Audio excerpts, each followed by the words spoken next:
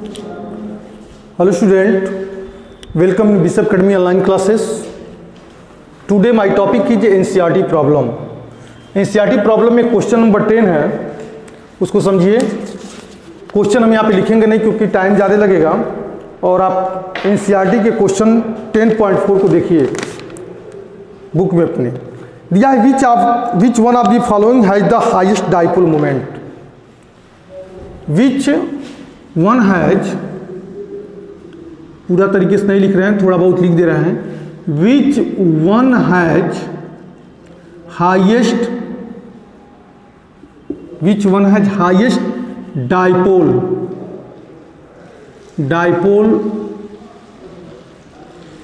Moment. Which one has highest dipole moment. कौन कौन है हमारे पास? कंपाउंड है CH2Cl2 है, कंपाउंड A, कंपाउंड B है CHCl3, कंपाउंड C है CCl4. ये 3 कंपाउंड है. इसमें से पूछ रहा है कि किसकी डाइपोल मोमेंट सबसे ज़्यादा होगी और क्यों. तो हम कहते हैं कि पहले स्ट्रक्चर बनाते हैं सबको. Carbon 1 hydrogen 2 hydrogen 1 Cl and 2 Cl. ठीक है, थोड़ा सा समझाने के लिए इसको चेंज कर दे रहे हैं. यहाँ पे Cl लिख रहे हैं और यहाँ हाइड्रोजन लिख रहे हैं. यहाँ भी हम हाइड्रोजन लिख रहे हैं. हालांकि मैं इसको एक्सप्लेन कर सकता था लेकिन थोड़ा सा और इजी हो जाएगा. चेंज करिए प्लीज. तो दूसरा CHCl3 देखिए, यह कार्बन है 1 हाइड्रोजन 1 Cl 2 Cl 3 Cl. इसका भी स्ट्रक्चर बनाते हैं CCl4 का. तो C1 Cl 2 Cl 3 Cl and 4 Cl. आप जान रहे हैं कि कार्बन और क्लोरीन की इलेक्ट्रोनिगेटिविटी में बहुत ज़्यादा डिफरेंसेस है. कार्बन की इलेक्ट्रोनिगेटिविटी 2.5 है, जबकि क्लोरीन की इलेक्ट्रोनिगेटिविटी 3.5 है, और हाइड्रोजन की इलेक्ट्रोनिगेटिविटी 2.1 है. हाइड्रोजन की इलेक्ट्रोनिगेटिविटी क्या है? 2.1 है. तो दोनों हाइड्रोजन का सेम ही इलेक्ट्रोनिगेटिव होगा ना. जो इलेक्ट्रोनिगेटिविटी इसका है वही इलेक्ट्रोनिगेटिविटी इसका भी है, और जो इलेक्ट्रोनिगेटिविटी इस क्लोरीन का वही इलेक्ट्रोनिगेटिविटी इस क्लोरीन का भी है. और इस हाइड्रोजन के कंपैरिजन में कार्बन की इलेक्ट्रोनिगेटिविटी ज़्यादा है. तो मिलेगा क्या हमको कि इस हाइड्रोजन के इलेक्ट्रॉन को कार्बन अपनी तरफ अट्रैक्ट करेगा. हाइड्रोजन के इलेक्ट्रॉन को कार्बन जो है अपनी तरफ अट्रैक्ट करेगा, और इस कार्बन के इलेक्ट्रॉन को एक क्लोरीन अपनी तरफ अट्रैक्ट करेगा. ध्यान दीजिएगा. तो इसलिए हाइड्रोजन को रिप्रेजेंटेशन करने के लिए हम थोड़ा सा यहाँ पे पॉजिटिव चार्ज लगा दिए हैं, और यह पॉजिटिव चार्ज है, यह कार्बन निगेटिव चार्ज हो रहा है. और इस कार्बन के इलेक्ट्रॉन को क्लोरीन अपनी तरफ गेन कर रहा है. तो कार्बन पे अगर पॉजिटिव हो रहा है तो क्लोरीन पे निगेटिव हो जा रहा है. कार्बन पे पॉजिटिव हो रहा है तो क्लोरीन पे क्या हो रहा है? निगेटिव चार्ज हो रहा है. तो हमने यहाँ पे थोड़ा सा इसको प्लस दिखा दिया है. ऐसे हमने इसको भी प्लस दिखा दिया है, और यहाँ पे ऐसे कर दिया है. देखिए ये सब अलग अलग ग्रुप में है. मतलब हाइड्रोजन, दोनों हाइड्रोजन के इलेक्ट्रॉन को यह कार्बन गेन कर रहा है, और कार्बन के इलेक्ट्रॉन को यह दोनों क्लोरीन गेन कर रहा है. जिसका तो डाइपोल मोमेंट क्या है? बिल्कुल सिमेट्रिकल है. अगर 2 इधर से आ रहा है तो 2 इधर से जा रहा है. 2 इधर से आ रहा है, दोनों हाइड्रोजन के साइड से आ रहा है, तो 2 इस कार्बन से दोनों साइड से क्लोरीन को क्या कर रहा है? गेन कर रहा है. तो हम कहेंगे कि इसकी डाइपोल मोमेंट ज़्यादा होगी. It has high dipole moment. इन दोनों के कंपैरिजन में कैसे? यहाँ पे देखिए, हाइड्रोजन के इलेक्ट्रॉन को यह कार्बन अपनी तरफ क्या कर रहा है? गेन कर रहा है. और कार्बन के इलेक्ट्रॉन को कौन गेन कर रहा है? क्लोरीन गेन कर रहा है. हाइड्रोजन के इलेक्ट्रॉन को यह कार्बन गेन कर रहा है, और कार्बन के इलेक्ट्रॉन को कौन गेन कर रहा है? क्लोरीन गेन कर रहा है. और यहाँ देखिए, इस कार्बन के इलेक्ट्रॉन को यह क्लोरीन गेन कर रहा है, इस कार्बन के इलेक्ट्रॉन को यह क्लोरीन गेन कर रहा है. तो यहाँ पॉजिटिव हो जाएगा. तो इसका जो है डाइपोल मोमेंट दोनों क्या हो जाएगा? कैंसिल हो जाएगा, क्योंकि ये दोनों अपोजिट हैं. ये दोनों क्या हैं? अपोजिट है. एक इधर जा रहा है और एक इधर आ रहा है. एक इधर जा रहा है और एक क्या है, इधर आ रहा है, तो इसका जो डाइपोल मोमेंट हो जाएगा, इसका दोनों कैंसिल हो जाएगा, लेकिन इसमें डाइपोल मोमेंट बनेगा, क्योंकि अगर इधर से आ रहा है तो इधर से ये जा रहा है, इधर से आ रहा है तो ये इधर से क्या हो रहा है, जा रहा है, तो यहाँ पे डाइपोल मोमेंट बनेगा, लेकिन इसका डाइपोल मोमेंट क्या हो जाएगा, कैंसिल हो जाएगा, क्योंकि इनका जो रोटेशन है वह अपोजिट है, या इधर जा रहा है और ये इधर जा रहा है। इसमें देखिए इसका जो रोटेशन है बिल्कुल क्लियर है कि अगर दो इधर से आ रहे हैं तो इधर से दो निकल रहे हैं, और इनका रोटेशन क्या है, कैंसिल हो जाएगा, तो इनका डाइपोल मोमेंट होगा, लेकिन डाइपोल मोमेंट क्या हो जाएगा, कम होगा, इनका डाइपोल मोमेंट क्या होगा, कम होगा। तो it has low dipole moment, it has low dipole moment. यहां देखिए इस कार्बन कोलिन में आप इलेक्ट्रोनिगेटिविटी का डिफिनेशन समझ ही रहे हैं, कार्बन से कोलिन की इलेक्ट्रोनिगेटिविटी ज्यादा होती है हर एंगल पे, ठीक है, कार्बन से कोलिन की इलेक्ट्रोनिगेटिविटी, चारों कोलिन की इलेक्ट्रोनिगेटिविटी क्या ज्यादा है, तो यह कार्बन या कोलिन इस कार्बन के इलेक्ट्रॉन को अपनी तरफ अट्रैक्ट कर रहा है, इस कार्बन के इलेक्ट्रॉन को यह कोलिन अपनी तरफ अट्रैक्ट कर रहा है, और इस कार्बन के इलेक्ट्रॉन को यह कोलिन अपनी तरफ अट्रैक्ट कर रहा है, तो यह सब अपोजिट है, इनका जो डाइपोल मोमेंट क्या है, अपोजिट है, इनका जो डाइपोल मोमेंट अपोजिट है, यह इधर है, यहां से इससे यह कैंसिल, इससे यह कैंसिल, इससे यह कैंसिल और इससे यह कैंसिल। यहां देखिए कि इससे यह कैंसिल, लेकिन इसमें तो डाइपोल है और इसमें कोई भी कैंसिल नहीं, इसमें जो है कोई कैंसिल, कोई अपोजिट नहीं है, बिल्कुल सब सेम में है, सब किधर आ रहा है, सेम आ रहा है, दो इधर से आ रहे हैं तो दो इधर से जा रहे हैं, तो हम कहेंगे कि इसकी डाइपोल मोमेंट सबसे ज़्यादा होगी, उसके बाद इसकी डाइपोल मोमेंट होगी, उसके बाद इसकी डाइपोल मोमेंट होगी। तो लिखेंगे क्या, CH2Cl2 have high dipole moment than that of the CHCl3 and than that of the CCl4। CH2Cl2, CHCl3 and CCl4 का डाइपोल मोमेंट हो जाएगा। क्लियर है? नेक्स्ट क्वेश्चन देखिए, तो 10.4 था। अगला क्वेश्चन है, इसके बाद जो मैं पढ़ाया हूँ, इसकी पहले वाले वीडियो के बाद जो है इसको भी, उसके बाद इसको सॉल्व करिएगा, क्योंकि टीचिंग और एनसीईआरटी का क्वेश्चन दोनों एक साथ लेके चल रहे हैं, टीचिंग प्लस एनसीईआरटी क्वेश्चन दोनों एक साथ लेके चल रहे हैं, तो दोनों को साथ ही साथ सॉल्व करके चलना है। अगला क्वेश्चन है, ये हाइड्रोकार्बन है C5, पूरा क्वेश्चन नहीं लिख रहे हैं, ये हाइड्रोकार्बन है C5H10 does not react with the chlorine,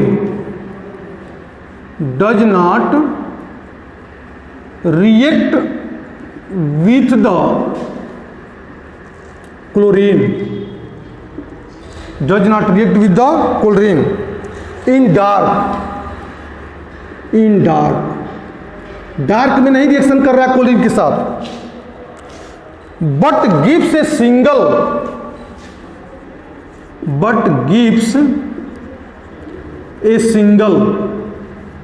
क्या single, but gives a single monochloro compound, COMPOUND compound, monochloro compound क्या बनाता है, C5H9Cl बना रहा है, ब्राइट सनलाइट, किसमें, इन ब्राइट सनलाइट में, इन ब्राइट सनलाइट में।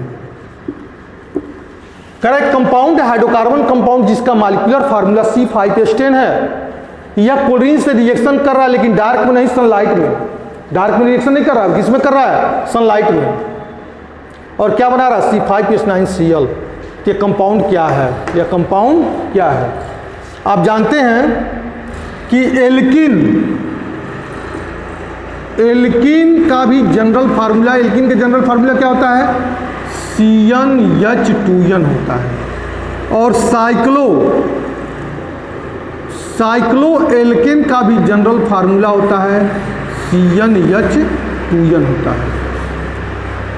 एल्कीन और साइक्लो एल्केन दोनों का जनरल फार्मूला सेम है, तो दोनों के इस फार्मूला के अकॉर्डिंग ये हमारा कंपाउंड आ जाएगा। मतलब इसमें भी n की वैल्यू अगर 5 रखे हैं, इसमें भी n की वैल्यू अगर 5 रखें हैं तो C5H10 मिलेगा, इसमें भी n की वैल्यू अगर 5 रखें हैं तो C5H10 मिलेगा। तो यह तो हमारा एल्कीन है और यह हमारा साइक्लोएल्केन है। तो कंपाउंड क्या हो सकता है, थोड़ा सा डाउट मिल रहा है इसमें। तो एक कंडीशन इसमें आता है, और एक कंपाउंड रिएक्शन किस में कर रहा है, ब्राइट सनलाइट में रिएक्शन कर रहा है, डार्क में रिएक्शन नहीं कर रहा है, डार्क में रिएक्शन नहीं कर रहा। तो एल्कीन जो होता है वो डार्क में भी रिएक्शन करता है और सनलाइट में भी रिएक्शन करता है। सनलाइट के प्रेजेंस में भी रिएक्शन करेगा और डार्क में रिएक्शन करेगा, कौन, एल्कीन। लेकिन साइक्लोएल्केन जो होता है वह डार्क में रिएक्शन करता ही नहीं है। साइक्लोएल्केन डार्क रिएक्शन नहीं दिखाता, वो कब दिखाएगा, वो सनलाइट के प्रेजेंस में रिएक्शन करेगा। इसलिए तो यह कंपाउंड जो बनेगा वो साइक्लोपेंटेन हो जाएगा। साइक्लोपेंटेन का मतलब 1 कार्बन 2 3 4 5 साइक्लोपेंटेन, सबके साथ 2-2 हाइड्रोजन को हम यहाँ पे लगा दिए। हर कार्बन के साथ 2-2 हाइड्रोजन को हमने यहाँ पे प्लेस कर दिया, ठीक है। अब प्लस Cl2 के साथ रिएक्शन कर रहा है in the presence of sunlight में, तो मिलेगा क्या हमको, Cl। 1 कार्बन 2 कार्बन, यहाँ भी Cl तो वही है, और ये हो जाएगा 4, 5वां कार्बन यहाँ हो जाएगा। दूसरे के साथ हाइड्रोजन जोड़ दिया करो, एक एक कार्बन के साथ 2-2 हाइड्रोजन टेट्रा बैलेंसी कंप्लीट करने के लिए हमने जोड़ दिया।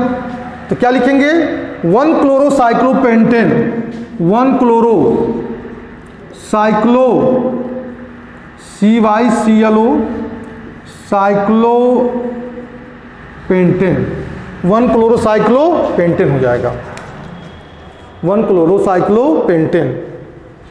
क्लियर है। तो एल्कीन डार्क में सनलाइट में दोनों में रिएक्शन करेगा, लेकिन साइक्लो जो एल्कीन होगा हमेशा सनलाइट के प्रेजेंस में रिएक्शन करेगा। ये हो गया हमारा क्वेश्चन नंबर 10.4, सॉरी 10.5 था, ध्यान दीजिएगा, इसको हमने मिटाया नहीं है, ये 10.5 क्वेश्चन है, ठीक है। अगला क्वेश्चन है हमारा 10.6, क्वेश्चन है 10.6 है।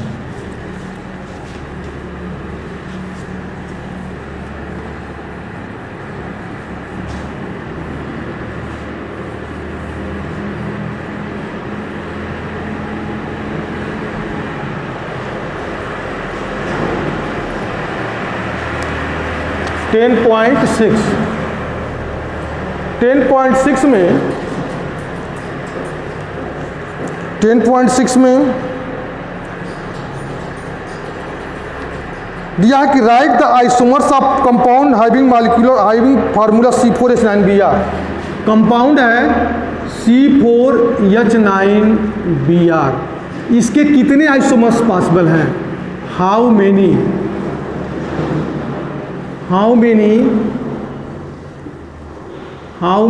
isomers are possible, how many isomers are possible C4H9Br का। तो देखते हैं, कैलकुलेशन नहीं करेंगे, डायरेक्ट बनाते रहें, बहुत बड़ा कंपाउंड नहीं है इसलिए इसको हम कैलकुलेशन करके नहीं बैठा रहे हैं। CH3 CH2Br सेकेंड कंपाउंड है कि CH3 CH2 CH Br CH3। Third compound हो जाएगा CH3 CH3 CH2 Br, compound first, compound second, compound third, and last compound है CH3 एंड Br। ध्यान दीजिएगा, सबका IPC नेम सबका अलग अलग होगा। 1 ब्रोमोब्यूटेन, 1 ब्रोमोब्यूटेन, इसको क्या पढ़ेंगे बेटा, तो 2 ब्रोमोब्यूटेन पढ़ेंगे। ये तो आपको बहुत पहले से पता होना चाहिए आईपीसी नेम के बारे में, और जानकारी भी होगा आप लोगों के पास, हमको उम्मीद रखते हैं। इसको क्या पढ़ेंगे हम? 1 bromo 2 methyl propane, 1 bromo 2 methyl propane, और इसका आईयूपैक नाम क्या हो जाएगा? 2 bromo 2 methyl propane, 2 bromo 2 methyl propane, 2 bromo 2 methyl propane. ये 4 डिफरेंट आइसोमर्स हैं। इससे ज़्यादा का हमको लगता है आइसोमर्स नहीं बन पाएगा। 1 2 3 4 मिलेगा, ठीक है।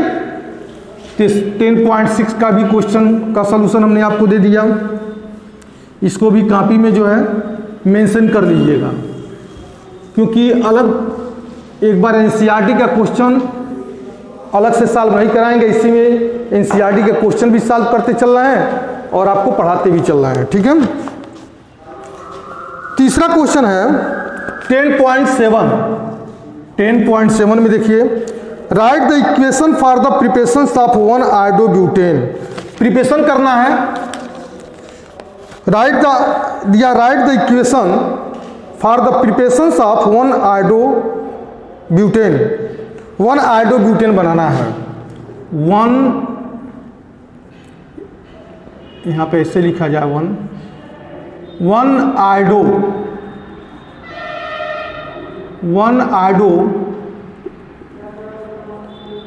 आयोडोब्यूटेन का प्रिपरेशन करना है। 1 आयोडोब्यूटेन का प्रिपरेशन किससे करना है? तो करना है ब्यूटेन 1 आल से, CH3 CH2 CH2 CH2 OH से। इसको चेंज करना है इस फॉर्म में, 1 आयोडोब्यूटेन में। ध्यान दीजिएगा, इस कंपाउंड से इसको बनाना है, इस कंपाउंड से इसको बनाना है। तो इजी है, बहुत इजी से बन जाएगा ये। किसके साथ रिएक्शन कराते हैं? अगर हम हाइड्रोजन आयोडाइड का रिएक्शन करा दें, किसके प्रेजेंस में? रेड फास्फोरस के प्रेजेंस में, ठीक है।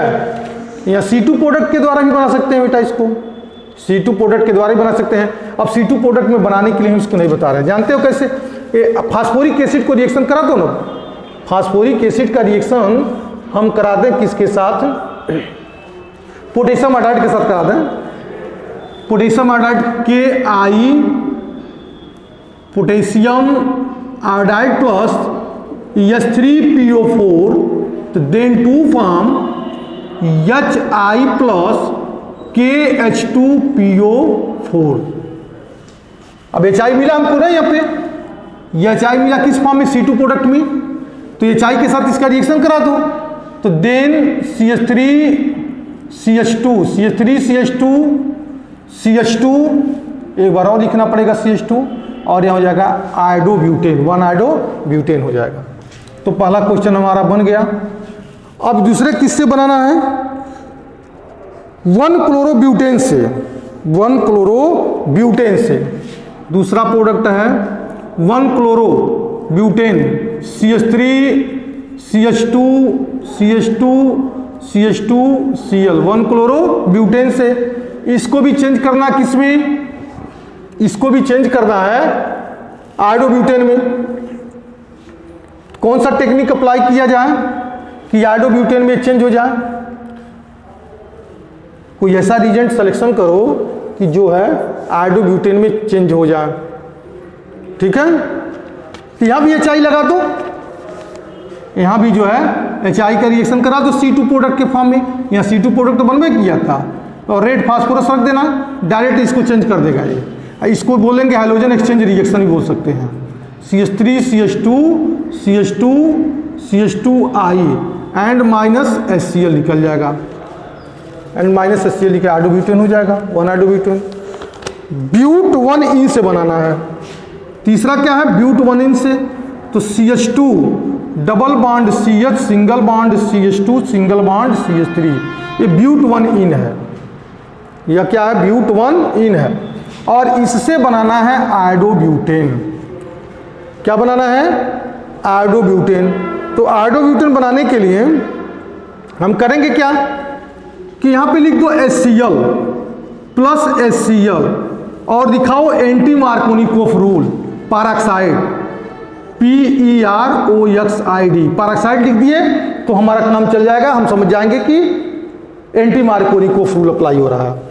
तो यहाँ लिखेंगे क्या कि Cl CH2 CH2 CH2 CH3 1 2 3 4 1 chlorobutane और इसी के साथ HI का रिएक्शन दिखा दो प्लस HI का रिएक्शन दिखा दें, मतलब इसमें जोड़ना है, इसके साथ ये प्लस नहीं लिखे हैं, हमारा प्लस का रिलेशन इससे है, प्लस HI का रिलेशन उससे है, इससे मत समझिएगा, प्लस HI लिख देंगे तो हो जाएगा और रेड फास्फोरस लिख दीजिए यहाँ पे तो माइनस HCl निकल जाएगा और 1 आयोडोब्यूटेन यहाँ से हमको प्रिपेयर हो जाएगा CH2 CH2 CH2 CH3 1 iodobutane मेथेट प्रोब्यूट 1 iodobutane हो गया। ये हमारा कन्वर्जन था। ये कन्वर्जन बहुत इंपॉर्टेंट है, कन्वर्जन से क्वेश्चन हमेशा जो है बोर्ड में भी पूछे जाते हैं, तो कन्वर्जन जो है आप लोग देख लीजिएगा। अगला क्वेश्चन है व्हाट आर एम्बिडेंट न्यूक्लियोफाइल, इसको तो हमने पढ़ा भी है, इसके पहले वाले वीडियो में जो मैं भेज चुका हूं उसमें पढ़ा भी है एम्बिडेंट न्यूक्लियोफाइल किसे बोलते हैं, लेकिन फिर भी जो है डिफिनेशन के अकॉर्डिंग हम यहाँ पे लिख दे रहे हैं एम्बिडेंट न्यूक्लियोफाइल क्या है। क्वेश्चन नंबर है 10.8 ठीक है, तो 10.8 में ambient nucleophile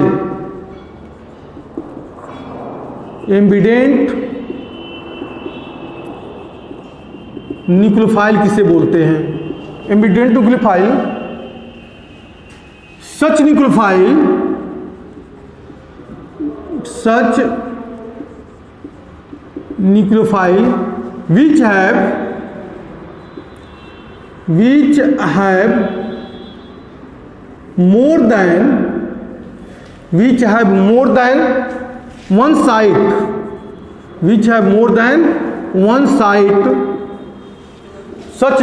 which have more than one site,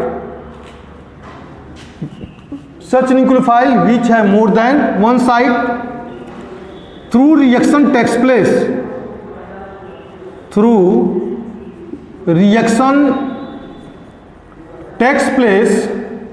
is called ambident nucleophile, ambident nucleophile। अब उसके लिए रिएक्शन को आपने बताया ही था कि KCN प्लस CH3 CH2Br, तो CnBr को डिस्प्लेस करेगा तो हो जाएगा CH3 CH2Cn एथिल साइनाइड, क्या पढ़ेंगे इसको हम एथिल साइनाइड और माइनस KBr यहाँ से निकल जाएगा। दूसरे में AgCN, इसी को हम सिल्वर साइनाइड के साथ रिएक्शन करा दे रहे हैं तो CH3 CH2Br मिलेगा क्या हमको CH3 CH2NC क्लियर है। यहाँ पे हटा दे रहे हैं, इसको ऐसे लिख दे रहे हैं triple bond plus charge minus charge, यहाँ पे इलेक्ट्रॉन लिया हुआ इसलिए निगेटिव लिख रहे हैं, कार्बन जो है इलेक्ट्रॉन लिया हुआ किसका सिल्वर का, तो इसलिए निगेटिव चार्ज लगाए हैं एंड माइनस AgBr आइसोसाइनाइड बना दिया, प्रोडक्ट क्या बना दिया हमारा यहाँ पे आइसोसाइनाइड। तो यह एक ऐसा न्यूक्लियोफाइल जो दो साइड से अटैक कर रहा हो, ये एक से ज्यादा हो, तो उसको हम बोलते हैं एम्बिडेंट न्यूक्लियोफाइल। एक और न्यूक्लियोफाइल है हेक्सामिथाइलिन डाइएमाइन,